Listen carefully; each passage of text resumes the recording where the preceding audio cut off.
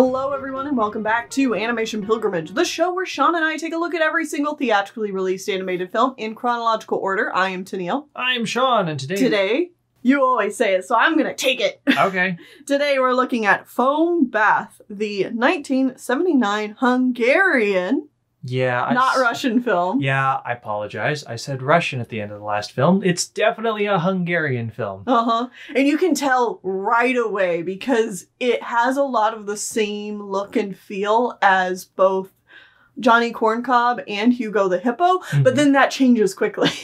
Yeah. I also I don't think we've mentioned it yet, but I want to say thank you to Daniel Ray, aka Board Artist, because they actually, before we ever got to 1979, went through and did the research that I normally do and found a good chunk of all of the movies from this year. That's wonderful. I always appreciate when people notice that we've missed a film, and so they try and fill in the blanks for us, but it is disheartening to have to go backwards in the pilgrimage. It happens. It happens, but when people take the initiative to look at what we've already done and research for the future and then found other films that we haven't found for the future, that's great. Exactly. I will say, because there was, I would say, a good 6 months or a year between when they got me that information and when we actually got here, some of the sources no longer worked, or I had to. I definitely went through and double-checked everything anyways myself, but we still are using a good 75% or more of what they found. It's one of those things that if we had the data space for it, the storage space for it, when we were given these resources, we probably should have tried to, find a way to copy it. Grab all the movies immediately. Yeah, because some of these, they'll live on YouTube for, maybe 2 months and then suddenly disappear again. Yeah. And you can't find them anywhere. And that's, the only way to see them. You know, there's not physical copies to be bought anywhere. But thank you so much, Board Artist, for finding all of these films for us. Yes, thank you. Anyway, let's talk about the film for today. Foam Bath, which is not its original name, but I don't speak Hungarian, so the actual film title is this. Hob something. Yep, we'll leave it at that. But yeah, definitely not Russian, Hungarian. Interesting to note that the director of this, as far as I could tell, did not work on either Johnny Corncob or Hugo the Hippo. Okay. Which isn't too shocking because those are very different films. But there was some style similarities, so I wouldn't have been surprised either way to see that. I mean, that's not necessarily to say that the artists, the actual animators and stuff they got to work on the film weren't from that project. From the same projects, yeah. Yeah. I'm probably going to butcher his name as well. But the director of this is Georgi Kovazanai. That's my best attempt. And he was a Hungarian painter, experimental animator, and did a lot of his work during the Cold War. Okay. I mean, yeah. There's actually a website that I got most of my information about him from, and it's literally just a website about him. It's his official website? Yeah. Interesting. Okay. The plot of this movie doesn't matter. Not really. I mean, the broad strokes honestly, it's a pretty basic plot that you would see on a stage play or a stage musical with 4 characters, because that's what it is. Well, when we were watching it, I was wondering if it was based on a stage play. I don't know if it is, but nothing in the very little I was able to find out about this movie told me as much. So it could be, it could not be. It feels like a stage play, though. All right. Either way, there is a man. He is about to get married. He doesn't want to get married, and so he goes to... He's getting, the is it cold feet? Yeah, he's getting cold feet about this marriage on his wedding day. So he goes to his future wife's best friend's house. Apartment. and she is a medical student, but and taking care of this old lady. Yeah, the old lady doesn't really come up all that much. Mm-hmm. But he goes to her and he's like, you have to call her and tell her that I'm sick or whatever. That I died. Mm-hmm. He's just trying to get out of the marriage in any way that he can. And over the course of the film, it's just them trying to come up with different excuses or ways to do it. And she's like, I kind of like this guy, but I have to do the right thing. And, oh, what do I do? Woe is me. Eventually, the bride herself comes to the house because, of course, she does. And she's like, she's there and she's a hoity-toity aristocrat. She knows exactly what she wants. She knows how she's going to get there. She wants her husband. She wants like four children spaced out evenly so that she can be on maternity leave. For the next 15 years. Yeah, maternity leave for the next 15 years and then come back and then retire. Yeah. So she never has to work a day in her life but still gets paid for it. Which is like painted in a bad light, but it's like... But I'm like, you go, girl. Honestly, that sounds like a good thing. As long as you're okay with putting up with children for 15 years like that, yeah, go for it. Like, she knows what she wants, and like, she's painted to be kind of a bitch for it. She also like talks behind everybody's back, so that part's not as nice. Well, yeah. I mean, she's still a hoity-toity socialite. Mm-hmm. Either way, by the end of the film, she's like, I actually do like my husband, or the guy that I'm going to marry. I am using him, but I do love him. And the guy happens to be hiding in the same room when he comes out and like, I love you too. And then they get married. And then like, there's a time skip because the best friend is like sad that she didn't actually hook up with him. Yeah. And then she becomes like the godmother for their first child. And then it skips again to the wife being like, oh yeah, by the way, I also want to go to medical school.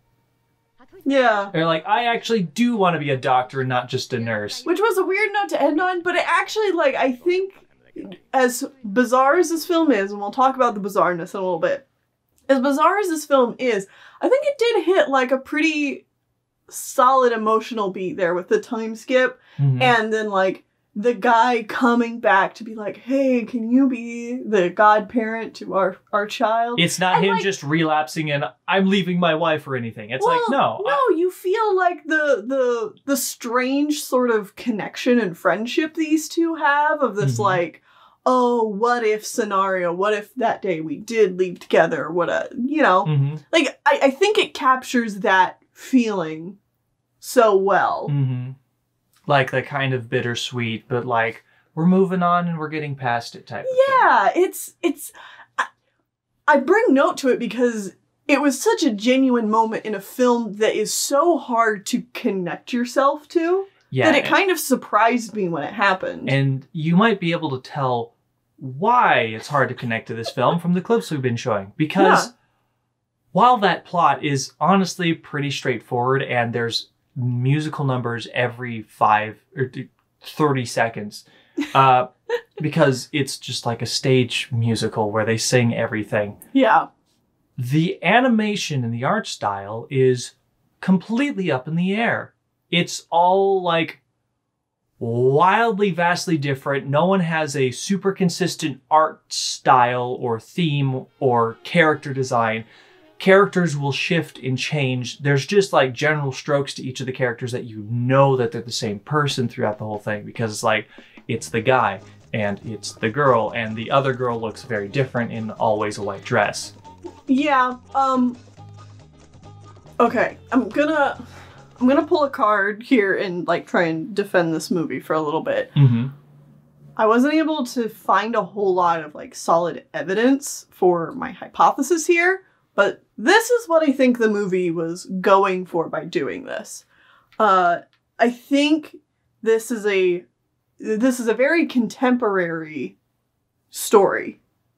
So I think the art style was trying to match the contemporary story with contemporary art styles that depict the turbulence of said generation and like the shifting art movements and stuff. I could see that. Because I don't have any proof for that. That's just my reading of it. I can see that because he is an interior decorator. Mm-hmm. And one of the songs he sings about is how he has to decorate in like 1,700 different styles depending on what the person wants. Mm-hmm. And like as they're singing that part, him and the girl are constantly changing art styles to whatever it is they're talking about. Yeah. And it's all like abstract modern art stuff. Yeah. So it's like, I get that. I honestly think that's probably what they're going for. Mm-hmm. Unfortunately, it makes it really hard for you as the viewer to get attached to any of the characters or feel like you know what the hell is completely going on all the time. It can be kind of jarring. It's uncanny. Yes, that's a good term for it. I'm going to say this film's pretty uncanny. However, while it's not the easiest thing to follow or look at, it is sure interesting to look at, and probably going to be one of the most unique films we've ever seen for Animation Pilgrimage. As well as, I have to give props where props are due, the character design is really solid. Yes, there's only like 5 characters in this whole movie, but no matter how much the art direction changes, the characters are always recognizable. They always have very distinct things on their person that makes it like very easy to see which character is which. There are certain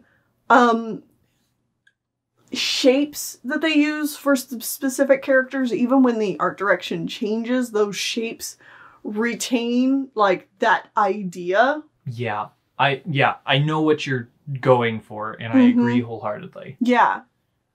It's interesting. Not a film I'd really recommend to most people. It's like, if you want to look at interesting visuals for an hour and 15 minutes, go for it. If that sounds like a headache, probably skip it. This film is peak for a character design college course art class. And where you're looking at it for that, and I wouldn't even necessarily recommend that a professor show the entire film. I would suggest that a professor, like, use this film as a bouncing off board for talking about character design and showing, like, bits and pieces throughout the film to kind of make your point. You know what this movie really felt like to me? It felt like a collaborative animation piece by a lot of people that aren't usually animators. It's like one of those reanimation projects where you, like, people have taken like an episode of a beloved or infamous story or show or something, and they just reanimate all of it in their own art styles. So the art style is jumping dramatically every 30 or like 10 to 15 seconds. It's a film ahead of its time. The first animation map. Yep. Multi-animator part. Yeah. Project, yes. Yeah. Yeah, so that's what it felt like to me. Like, just watching this doesn't mean it's necessarily a good thing for an hour and 15 minutes, though. No. But anyway, I think that's going to be it. Yeah, I think that's going to be it. Interesting film. Not necessarily one for most people, I would say, but that's okay. Either way, join us back here next time as we watch Prince Nezha's triumph against the Dragon King. Oh, baby. From China.